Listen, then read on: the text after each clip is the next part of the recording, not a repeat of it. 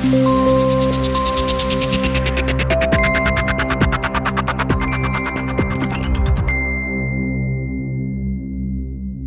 group of Glasgow-based students are working on an international project to design the building blocks of a moon base. The University of Strathclyde students are working on the power generation, storage and distribution system that would support a moon base, the first of which could be up and running by the end of the decade. The initiative, coordinated by the Swiss Space Centre, is supported by the European Space Agency and comes under the ESA Lab umbrella. The technology could ultimately lead to sustainable space-based solar power being commercially generated for the Earth.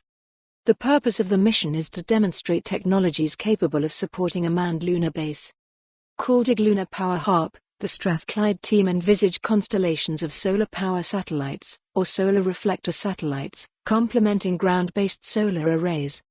The solar power satellites use microwave wireless power transmission to transfer the harvested energy to the lunar base, and the solar reflector satellites work by reflecting and focusing solar radiation towards the ground arrays. The team has explored designs for advanced lithium-ion battery systems, thermal mass storage systems and a novel regenerative hydrogen fuel cell allowing both power storage and generation. Drew Gillespie, 22, the team leader and systems engineer, who is a fifth-year Master of Engineering Aeromechanical Engineering student from Barhead, said, "I am focused on the systems design of it, which is more of an overview and general look at how the systems interact.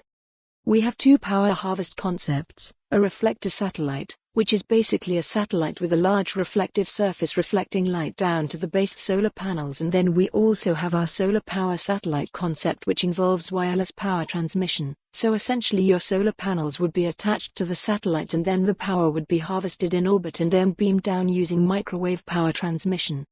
So that is our two main harvest systems, and we either have three different storage systems." He said the technology could be used for more efficient energy production on Earth in the longer term, possibly in 2 decades.